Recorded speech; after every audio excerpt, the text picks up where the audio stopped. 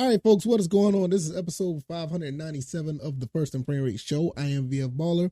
Over here, we talk about Georgia Southern Atlanta Falcons football, and we're going to end the week on a high note.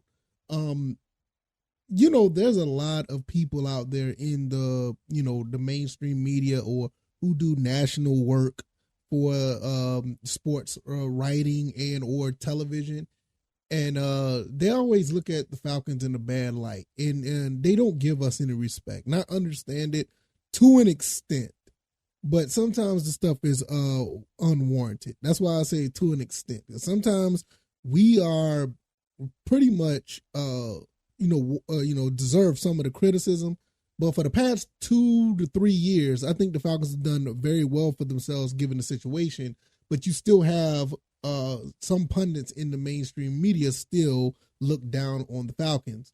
But I came across this article, and I came across this reporter that works for SI.com. He does stuff for the Falcons Report on SI.com. I think he does a couple of other teams as well. So he's not a homer for the Falcons, but he's done some really good work when it comes to the Falcons, and he defends the Falcons on a terrible ranking, a garbage ranking that ESPN put out when it comes to our young core of the Falcons.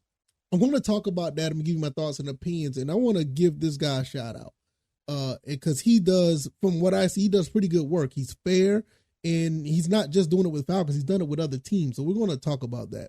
If this is your first time here, welcome. I can be found on YouTube and Rumble. I'm also on Anchor, Stitcher, Spotify, Apple, and Google Podcasts. And I want to thank you guys for another great week. Even though I took a day off, the numbers are still looking great. I cannot thank you guys enough. If you don't mind, hit that like button, share this podcast, and subscribe to the channel. I think this is probably going to be one of my most favorite episodes that I've done, because this episode does have me in pretty good spirits, because not all hope is lost. I can be found on Twitter at VF Baller, and you can check out the website firstandframerates.com. Let's just go ahead and get into this. I'm going to link this article in the description. I will not put the ESPN article in the description. It's a terrible article. I don't like what I see here, because it time and time again, we're always getting the short end of a stick. And after 28-3 and the collapse of that team, I kind of get it. But now for the past 2 or 3 years, we've been making strides, and we've been going against the grain, what a lot of people said. We just had to deal with this last year with another so-called reporter or whatever from Minneapolis that should have been going, reporting for the Vikings, said that we were supposed to go 2-15 and have the worst roster in the league, but we end up being in the middle of the pack and going 7-10. Nevertheless, we have another person here that's on ESPN, but I'm not going to give the name of this person at all. I'm not even going to put his article out there, but I am going to talk about this reporter, Riley Sheppard.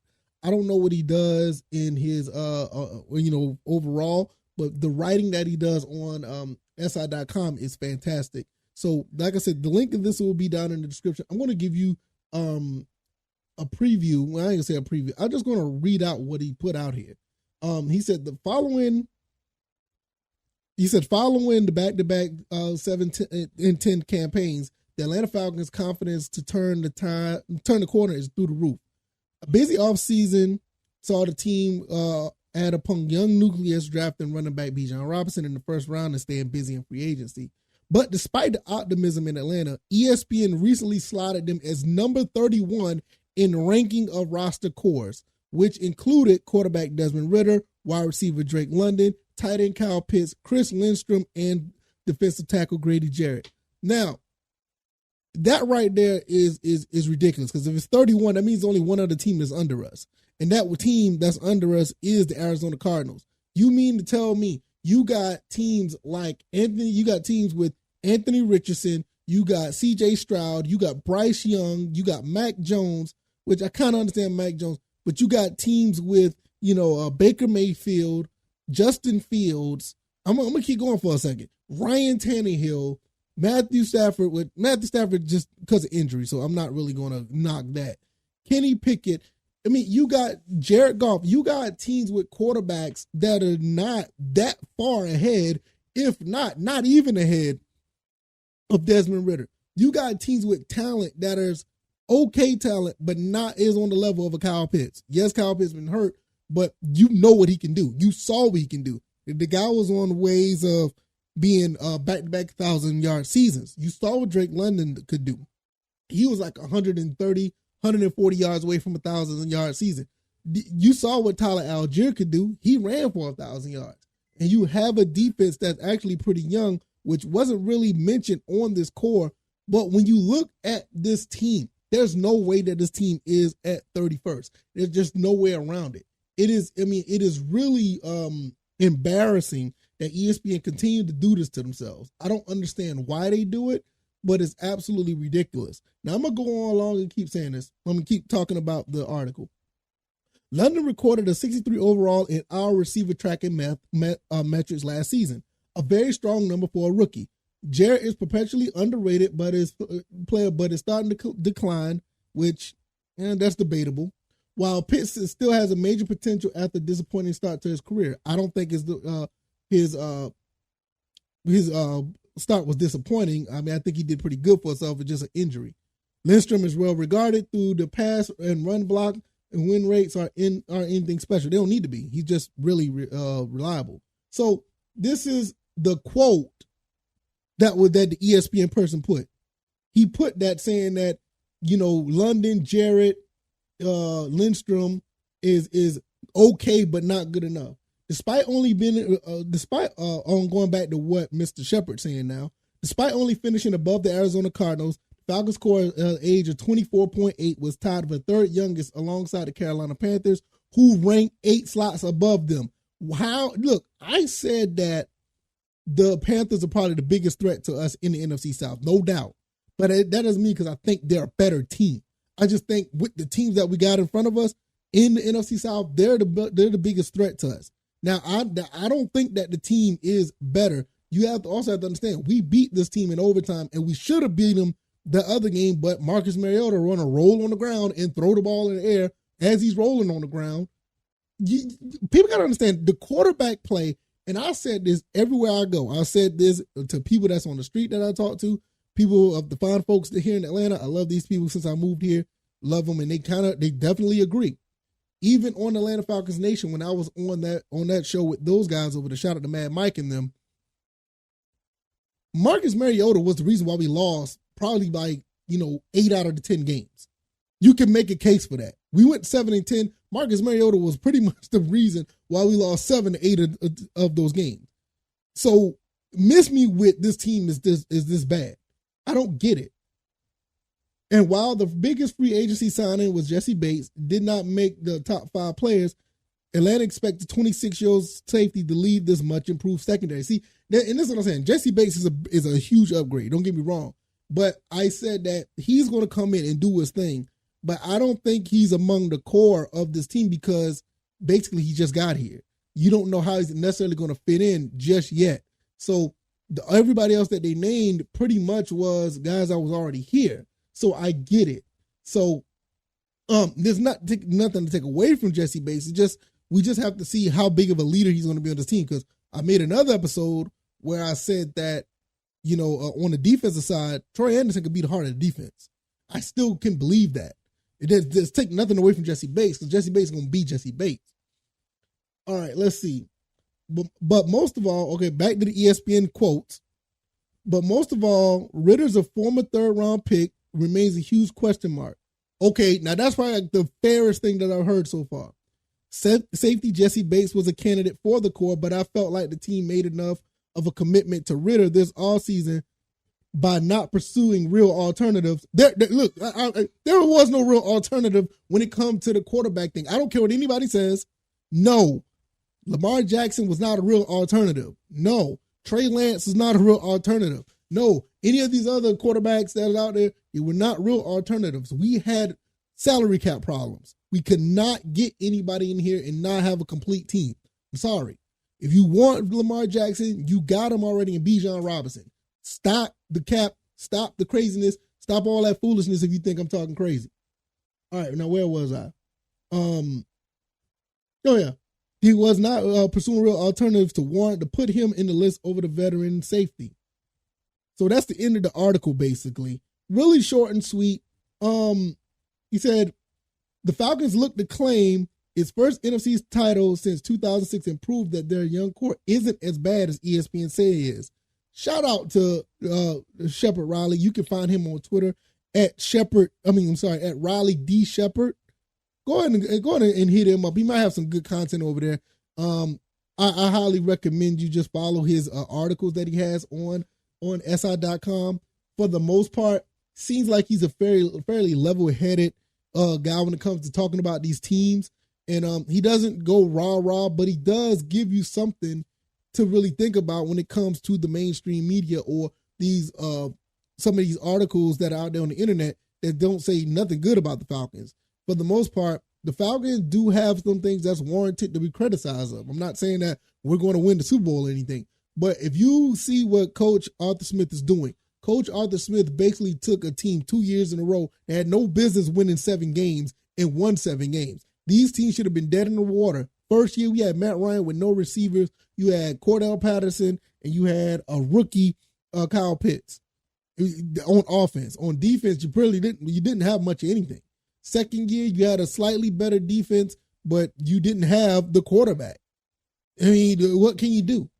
But you mean to tell me with all these moves that we made, and you can say that for the most part, Desmond Ridder is unproven, and I get it. But the fact that he's unproven, that doesn't mean the only quarterback he's better than in this ranking is Kyler Murray. Because no, that's hard for me to believe. Anybody that's coming into the league this first year, I believe that Desmond Ridder is better than right now. These guys don't have any reps at playing quarterback in the NFL.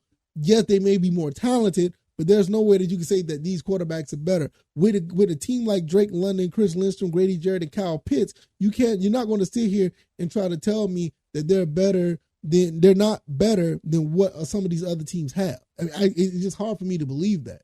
You mean to tell me that this team is better? These 5 guys I just named is better than Justin Fields, DJ Moore, not better than Justin Fields, DJ Moore, Tremaine Evans, Eddie Jackson, and Braxton Jones? There's no disrespect to them, but I think we do have an edge on some of these teams. You know, I just don't understand it, why some of these pundits do this. It's absolutely ridiculous. It kind of got me upset, but it does have me fired up, and I am in a really good mood because, for one, somebody's defending the Falcons in not necessarily defending them, rah-rah defending them, but they are really, being honest. And they're actually being balanced. They're being fair. And I think that's one of the things that you could really ask for. You got some other pundits, you got some other people in the mainstream media starting to be a little bit more fair to the Falcons now. Because after they was ripped for not getting Lamar Jackson, you saw Desmond Ridder and Drake London go on these TV shows and had a pretty decent and solid interview. So people are starting to turn around a little bit and they probably sit back and say, like, wait a minute, this NFC South isn't that, is not that competitive, but I do see that the Falcons may have the best team because of the free agent signings in the draft. And at the end of the day, that's all you ask. It's fair. Nobody's here trying to say that, Desmond Ridder's going to win MVP or he's going to be like the best quarterback, or top 5 quarterback in the league. I just say this kid needs a chance to actually show what he can do. And four games is not enough. I did another episode before I get out of here. I looked at the first 4 games of a lot of quarterbacks that was out there, and a lot of them wasn't no different than what Desmond Ridder done. So we I ain't gonna say we, because the Falcons, the Falcons fans, y'all for the most part y'all all right. But in the overall scheme of things, most people need to just really fall back and chill for a second. I don't think this 31st ranking is necessarily warranted. It's garbage because, like I said, you mean to tell me that this team is really you're going to sit here and tell me that New Orleans Saints is 16 and the Falcons are 31st? We're really going to go with that? You're going to sit here and tell me that Geno Smith and the Seahawks are 14th? We beat that team last year without a decent quarterback? I mean, sometimes the 49ers are 10th. We beat them last year. You know, I mean, we really have to start thinking about some things. We should have beat the Chargers last year. They're number 7. So, I mean, let me know what you guys think. I'm going to get up out of here, man, because, hey, don't get me wrong. I'm happy that somebody's actually, saying something about this. But then again, I'm also upset because this stuff continues to happen. I mean, let's just be fair at the end of the day. If you want my opinion, I think that the Falcons should be at least around 20 to 23. I think that's fair, between 20 and 23. I don't think they should, be 31st because you got like 4 or 5 teams that are legit worse than them. If you like this commentary, hit the like button, share this podcast, subscribe to the channel if you haven't already. Let me know what you guys think. Shout out to Mr. Riley Sheppard of SI.com. Like I said, I'll put his Twitter and the link to his article down in the description. I think it's a fair article. It really is. Not going to give a shout out to ESPN. No, they get some thumbs down for this, and I will not be linking to that article because I'm sick and tired of ESPN and other outlets doing this to the Falcons where it's unwarranted. They did it last year. We overachieved. They did it again this year, and we'll see if we overachieve once again. I can be found on YouTube and Rumble. I'm also on Spotify, Stitcher, Apple, Google Podcasts. Follow me on Twitter at VFBaller and check out the website at firstandframerates.com. I want to get them out of here. You guys enjoy your weekend. Do something productive. Do something. If you've been super productive, find some time to rest, get your mind, body, and soul together, and be able to get ready to go once again this upcoming Monday, which I will be here making more content. If something happens that's really big or whatever, I will be doing a video on the YouTube channel to talk about it. All right, y'all. I'm going to get out of here. Y'all take it easy and y'all be blessed. Peace.